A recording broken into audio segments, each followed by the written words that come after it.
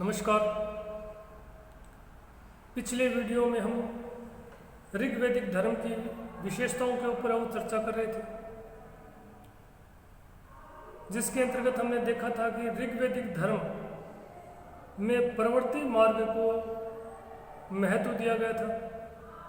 अर्थात ऋग्वैदिक धर्म प्रवृत्ति निवृत्ति मार्ग के स्थान पर प्रवृत्ति मार्गी था। अर्थात ऋग्वैदिक आर्य अपनी सांसारिक इच्छाओं की पूर्ति के लिए ही ईश्वर की उपासना करते थे। दूसरी विशिष्टता हमने देखी थी ऋग्वैदिक धर्म की, वो थी बहुदेववाद की परंपरा, जिसमें हमने देखा था कि ऋग्वैदिक जो आर्य थे वो मूलतः प्रकृति के उपासक थे और बहुदेववादी थे, क्योंकि वो अनेक प्राकृतिक शक्तियों की उपासना करते थे। देवताओं के रूप में उन्हें स्वीकार कर उनकी उपासना करते थे। इस प्रकार उन्होंने बहुत सारी प्राकृतिक शक्तियों को देवताओं के रूप में स्वीकार कर लिया था, अर्थात वे बहुदेववादी थे। ऋग्वैदिक आर्यों ने उन सभी प्राकृतिक शक्तियों को देवताओं के रूप में स्वीकार कर लिया था जिनसे उन्हें जीवन शक्ति और मानसिक रूप से प्रेरणा प्राप्त होती थी। उन सभी प्राकृतिक शक्तियों को उन्होंने देवताओं के रूप में स्वीकार कर लिया था। यह ऐसा कह सकते हैं कि उन्होंने देवताओं की कल्पना मनुष्य को सुख पहुंचाने वाली शक्ति, यह ऐसा कह सकते हैं कि विभिन्न मानवीय सद्गुणों से युक्त परम शक्तिवान मनुष्य के रूप में की थी। यानी उन्होंने प्राकृतिक शक्तियों को, उन सभी प्राकृतिक शक्तियों को देवताओं के रूप में स्वीकार कर लिया था जिनसे उन्हें जीवन की शक्ति या मानसिक रूप से सकारात्मक प्रेरणा मिलती थी। और उन सभी प्राकृतिक शक्तियों का उन्होंने मानवीय रूप में आरोपीकरण कर उनके माध्यम से अपनी भौतिक यानी सांसारिक इच्छाओं की पूर्ति का प्रयास किया। ऋग्वेद में वो कुल 33 देवी देवताओं का उल्लेख मिलता है जो प्राकृतिक शक्तियों से संबंधित है, और इन 33 देवी देवताओं को कुल 3 श्रेणियों में ऋग्वैदिक आर्यों द्वारा विभाजित किया गया था, जिसका उल्लेख ऋग्वेद में मिलता है। अर्थात ऋग्वेद में कुल 33 देवी देवताओं का उल्लेख मिलता है जिन्हें 3 श्रेणियों में विभाजित किया गया। एक श्रेणी थी आकाशवासी देवताओं की, दूसरी थी अंतरिक्षवासी देवताओं की और तीसरी थी पृथ्वीवासी देवताओं की। सबसे ऊपर अनंत में निवास करने वाले देवताओं को आकाशवासी देवता कहा जाता था, जिनमें सूर्य, मित्र, वरुण, धोष, सविता, पूषण, उषा, अदिति आदि प्रमुख देवता थे। ये समस्त आकाशवासी देवता थे, जिनमें धोष नामक जो आकाशवासी देवता था वो ऋग्वैदिक आर्यों का सबसे प्राचीन देवता था, सबसे प्राचीन और सबसे प्रमुख देवता माना जाता है। दूसरी श्रेणी थी अंतरिक्षवासी देवताओं की, जिसके अंतर्गत है वो इंद्र, मरुत, वात और पर्जन्य को रखा गया था। तीसरी श्रेणी थी पृथ्वीवासी देवताओं की, जिसमें पृथ्वी पर निवास करने वाले देवताओं को रखा गया था, जिनमें पृथ्वी, सोम, अग्नि, सरस्वती आदि प्रमुख देवी देवता थे।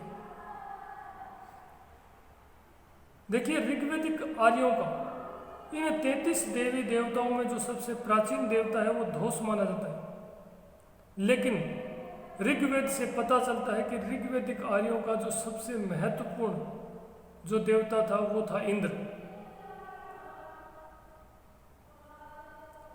क्योंकि ऋग्वेद में सर्वाधिक जो मंत्र हैं वो इंद्र, या सर्वाधिक जो सूक्त हैं वो इंद्र की प्रशंसा में ही मिलते हैं।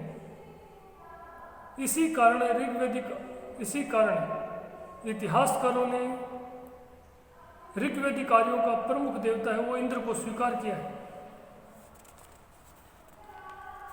इंद्र जो है वो मूल रूप से युद्ध का देवता था, जो कि कालांतर में, या ऐसा कह सकते हैं कि उत्तर वैदिक काल में हमें वर्षा के देवता के रूप में प्रतिष्ठित होता हुआ दिखाई देता है।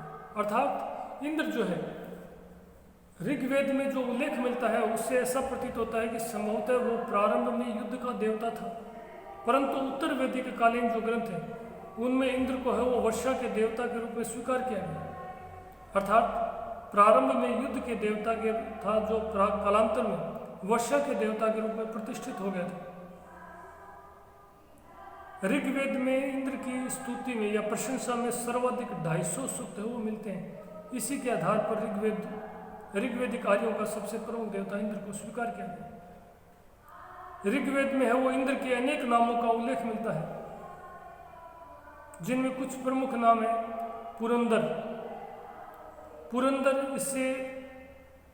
पुरंदर का जो शाब्दिक अर्थ है वो है युद्ध में शत्रुओं के दुर्गों को नष्ट करने वाला। पुरंदर यानी इंद्र के लिए पुरंदर शब्द का प्रयोग किया गया ऋग्वेद में, अर्थात दुर्गों को नष्ट करने वाला, शत्रुओं के दुर्गों को नष्ट करने वाला। दूसरा जो नामोल्लेख है वो सोमपा यानी सोम रस का पान करने वाला। इसी प्रकार मध्वा यानी दानशील, रथेष्ट यानी सर्वश्रेष्ठ रथ योद्धा, वत्र हनु यानी वत्र नामक अकाल के राक्षस को नष्ट करने वाला। यहाँ पर देखिए एक प्रकार से वर्षा के देवता के रूप में प्रतिष्ठित होता हुआ दिखाई देता है। यानी वत्र नामक जो अकाल का राक्षस था उसको नष्ट करने वाला इंद्र को कहा गया है, यानी वर्षा का देवता। इसी प्रकार शतक्रतु भी कहा गया है, यानी 100 शक्तियों को धारण करने वाला, अर्थात इंद्र को है वो शतक्रतु यानी 100 शक्तियों को धारण करने वाला ऋग्वेद में कहा गया है। ऋग्वेदिक कार्यों का जो दूसरा प्रमुख देवता था वो था अग्नि। ऋग्वेद में अग्नि को है वो देवताओं का पुरोहित और अतिथि देवता तथा मध्यस्थ देवता भी कहा गया है, क्योंकि ऋग्वेद में ऐसा माना गया है कि यज्ञ के माध्यम से जो आहुतियां दी जाती थी, यानी ऋग्वेदिक जो आर्य यज्ञ करते थे उन यज्ञ के माध्यम से जो आहुतियां देते थे वो अग्नि के माध्यम से ही देवताओं तक पहुंचती थी। इसी कारण से मध्यस्थ देवता या अतिथि देवता के रूप में स्वीकार किया गया। ऋग्वेद में इंद्र के बाद जो सबसे ज्यादा सूक्त हैं वो अग्नि की स्तुति में ही मिलते हैं। अग्नि की स्तुति में ऋग्वेद में लगभग 200 मंत्र है वो सूक्त मिलते हैं। सर्वाधिक सूक्त है वो इंद्र की स्तुति में, दूसरे स्थान पर अग्नि जिसकी स्तुति में लगभग 200 सूक्त मिलते हैं। अग्नि है वो पृथ्वीवासी देवता था। ऋग्वेदिक कार्यों का जो तीसरा प्रमुख देवता था वरुण, जो कि आकाशवासी देवता था, जिसे ऋग्वेद में नैतिकता के देवता के रूप में स्वीकार किया गया है और ऋग्वेद में उसे ऋतस्य गोपा यानी ऋत का रक्षक स्वीकार किया गया है। ऋत से मेरा तात्पर्य है प्रकृति की नैतिक और अनुशासनात्मक व्यवस्था, यानी हमारी ये जो प्रकृति का जो संतुलन है, प्रकृति की जो नैतिक और अनुशासनात्मक व्यवस्था है, उस अनुशासनात्मक और नैतिक व्यवस्था के रक्षक देवता के रूप में वरुण को स्वीकार किया गया। वर्तमान में हम सबसे ज्यादा इसी प्राकृतिक संतुलन की समस्या से ही पीड़ित हैं। ग्लोबल वार्मिंग है, ग्रीन हाउस इफेक्ट है, ये सारे के सारे प्राकृतिक असंतुलन यानी प्रकृति के असंतुलन के कारण ही उत्पन्न हुए।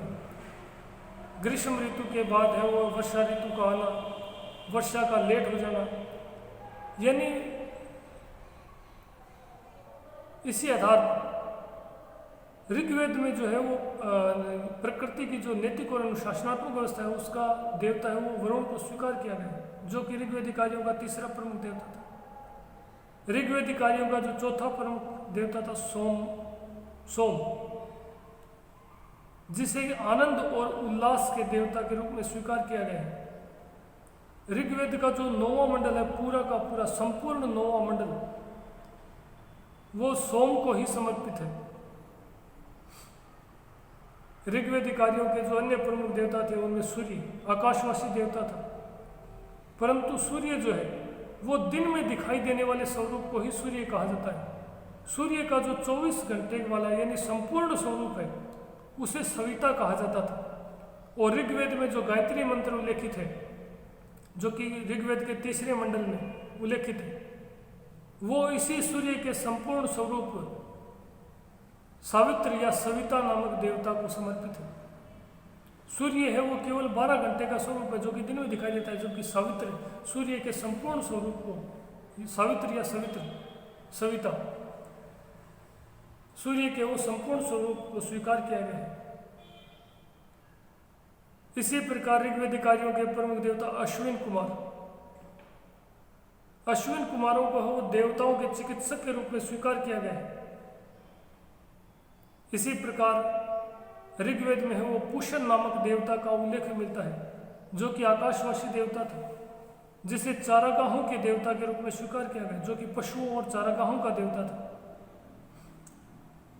इसी प्रकार ऋग्वेद में है वो अर्यम नामक देवता का उल्लेख मिलता है, जो कि एक प्रकार से पृथ्वीवासी देवता था, जो कि विवाह और संधि का देवता माना गया। यानी विवाह और संधि के अवसर पर अर्यम की प्रशंसा में है वो मंत्रों का गान किया जाता था।